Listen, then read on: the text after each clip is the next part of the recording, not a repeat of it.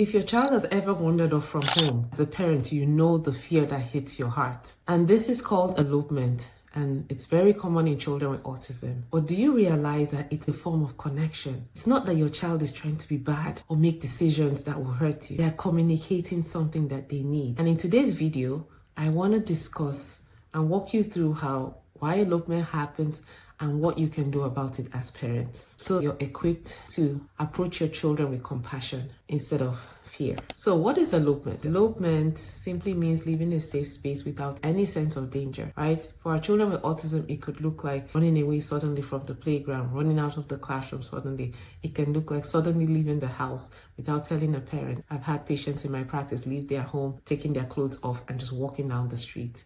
That is a deeply frightening experience for any parent. But guess what? It's not about being a bad kid. It's about regulation, emotional regulation, sensory regulation for our children. Our children elope when they feel overwhelmed, when they are seeking some sensory input. In children with autism, their brain processes sensory information differently.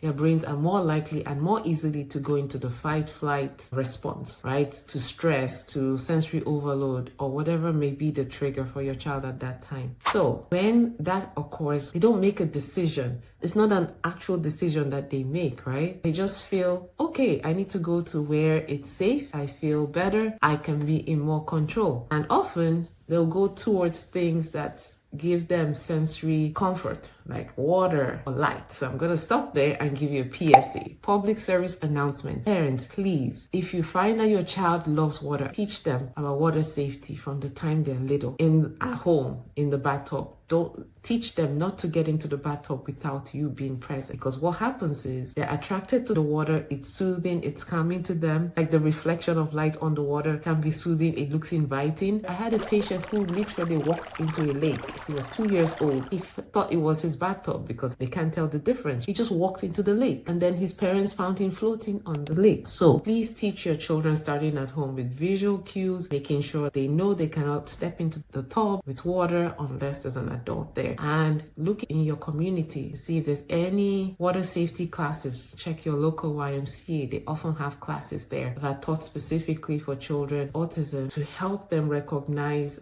or to swim and to be able to save themselves if they do walk into water without planning to, because it's attractive to them. So that's the major reason. And when you as parents understand that it's a form of communication, that communicating, I'm overwhelmed, I feel stressed, and this is what they need to do to relieve themselves without thinking or awareness that it's dangerous, they do that, right? So it may sound like, okay, I feel overwhelmed in this classroom, I'm gonna leave, right? And go hide somewhere else so I can calm down, somewhere that feels comfortable to me. And so that's what your child is doing. And so it's a mindset shift when you go from thinking this bad child to, okay, my child is communicating something, then I'm able to respond in an appropriate way. Great. So now we understand why. What's our first priority? First priority is safety. Safety at home, safety at school. At home, you want to install locks on your doors that are too high for them to reach. I've had patients who have escaped from the windows. So you want to have locks on your windows. You might want to put a lock in your garage that your child cannot open. Make sure there's a lock on your front door, right? And also plan for